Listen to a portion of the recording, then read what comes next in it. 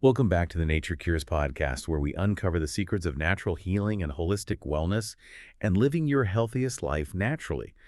I'm so excited for this deep dive because, we've gotten a lot of questions about natural approaches to managing colitis. Yeah, it's definitely a topic that a lot of people are interested in. Yeah, and I think it's something that people are really looking for those natural ways to support their bodies and find healing. Absolutely. So we're going to explore all the things that you've been curious about, the Mhm. causes, the symptoms, those natural treatments that have you so intrigued. Yeah, it's fascinating because so many people struggle with colitis, but they don't always think about how it connects to like their overall health. It's not just a gut issue. It's Yeah. connected to everything. That it's all connected. Yeah, exactly. So let's break down what exactly colitis is and how it affects the body before we get into all the natural remedies and stuff. All right. So basically, colitis is inflammation of the colon, right? So the colon is like this crucial part of your digestive system. It's where everything kind of comes together. And we're going to be focusing on two types of colitis in this deep dive, mucus colitis and ulcerative colitis. Okay. So mucus colitis is a little bit more common. It causes like discomfort and some, irregular bowel habits, but it's not usually as severe. And ulcerative colitis is the one that we tend to hear about more that causes more serious problems, right? Yeah, exactly. Ulcerative colitis is like prolonged, intense inflammation, and it can actually lead to ulcers forming in the lining of your colon, which is not a good thing, and it can cause bleeding and all sorts of other uncomfortable Right. symptoms. So what's actually happening in the colon that's causing these problems? Well, so you know how the colon's supposed to work? It's supposed to be like this smooth process, right? It's storing waste, it's absorbing fluids, and it's creating those nice solid stools that you want. But when you have colitis, especially on the left side, those contractions, they get all messed up, they become erratic. It's like instead of this nice smooth dance that your colon is supposed to be doing, it's like this chaotic mosh pit. Oh, that does not sound pleasant. Yeah, and that's what causes a lot of the pain and the discomfort. And the symptoms of ulcerative colitis can be pretty alarming. I mean, from what I understand, it can start with, just a sudden urge to go, and then abdominal cramps, and even blood and mucus in your stools. Yeah, and then it can progress from there. I mean, the stools can become very watery. You're constantly running to the bathroom and you're straining, and that straining just makes the pain worse. And all of this is leading to you losing fluids and blood, which can lead to, you feeling weak, feverish, nauseous, and even anemic. Wow. So it really affects your whole system. It's not just localized to the gut. No, not at all. And sometimes the symptoms are a little bit more subtle, like you might have bloating or you might have constipation that kind of alternates with loose stools. So it can be a little bit confusing sometimes. People are like, wait a minute, what is going on here? Is it constipation? Is it diarrhea? I don't know. That would be frustrating. It can be. And I imagine that dealing with all of this must take a toll on your mental and emotional health as well, right? It's a lot to deal with. Yeah, absolutely. Especially with like severe cases of ulcerative colitis, it can impact your sleep. You might be more irritable. You might feel constantly exhausted, and it can even lead to depression. And in some really extreme cases, people have even reported suicidal thoughts. It's a lot to handle. It is a lot. So what causes all of this? I mean, what are the things that kind of set off this whole cascade of issues in the first place? Well, this might surprise you, but chronic constipation and the overuse of laxatives can actually be major contributors to colitis. Really? Yeah, think about it. When you're constipated, all of that hard fecal matter is just sitting there in your colon and it's irritating the lining. Right. And then people reach for laxatives thinking, okay, this is going to solve the problem. But often what happens is they end up making the irritation worse. It's like trying to clear a traffic jam with dynamite, Oh, wow. Yeah, that's a bad analogy. It's not the best approach. Not the best approach, no. And then there's diet. Diet's a huge factor. Poorly digested roughage, especially from things like cereals and refined carbs that can be so irritating to the bowel. Interesting. So are you saying we should cut down on fiber overall? No, not necessarily. It's more about being mindful of the types of fiber you're eating and how your body reacts to them. Some people are also sensitive to common foods like milk, wheat eggs, things like that, and those can also trigger inflammation in the gut. That makes sense. What about antibiotics? I mean, what's Yeah. the role of antibiotics in all of this? Well, antibiotics are sometimes necessary, but they can also wipe out the good bacteria in your gut, which are essential for digestion. It's like Mm. you're disrupting the whole ecosystem in there. And that can definitely contribute to developing colitis. Okay, so we've talked about constipation, diet, antibiotics, but you also mentioned this connection between stress and colitis. which isn't something you hear every day. It's interesting, isn't it? When you're under a lot of stress, your body releases these hormones that can actually damage the lining of your intestines. And stress also depletes the body of pantothenic acid, which is also known as vitamin B5, and that vitamin is really crucial for gut health. There's even research that shows that animals who are deficient in this vitamin are more prone to ulcerative That's colitis. so fascinating. That just shows how interconnected our mental and physical health really are. It really does. So let's talk about some natural approaches to managing colitis. I mean, knowing all of this, what does that look like? Okay. Well, conventional medicine often jumps to the conclusion that colitis is caused by a bacterial infection. And so they prescribe all these suppressive drugs. But I think it's important to consider a more holistic approach that addresses the root cause, not just the symptoms. So you're saying that those drugs might not be getting to the heart of the matter. Exactly. They're just kind of masking the symptoms. They're suppressing the body's natural efforts to eliminate toxins, which means that the condition can keep coming back over and over again. That makes sense. So what would be a better way to approach it?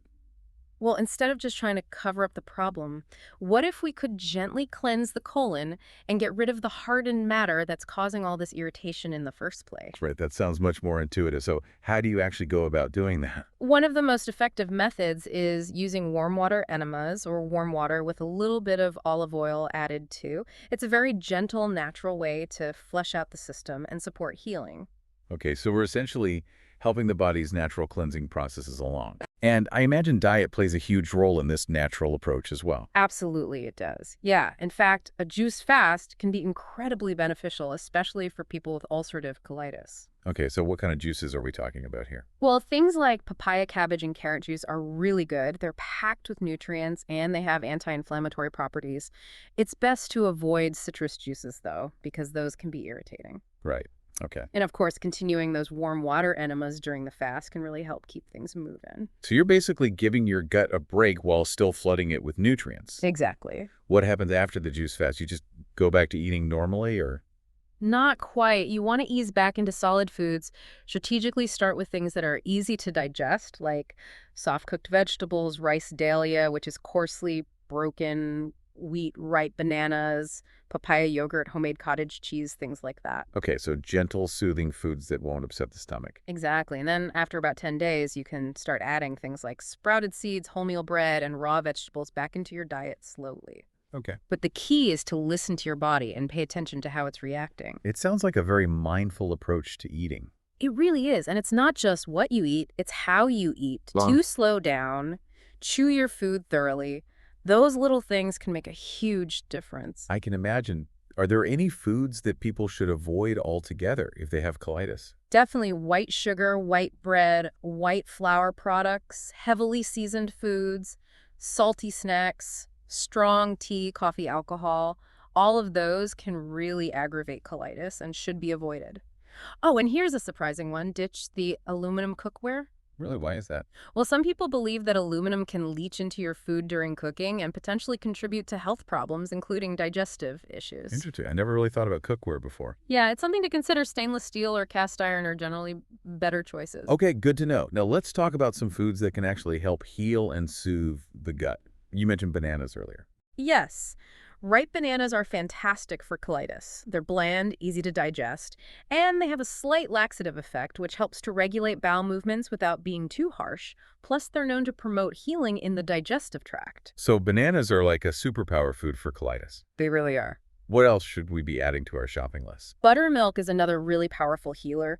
It's incredibly soothing to the gut, and it helps to restore that healthy bacterial balance. You can even use it for enemas for extra relief. Buttermilk enemas? That's a new one. It might sound strange, but it can be really helpful. What about tender coconut water?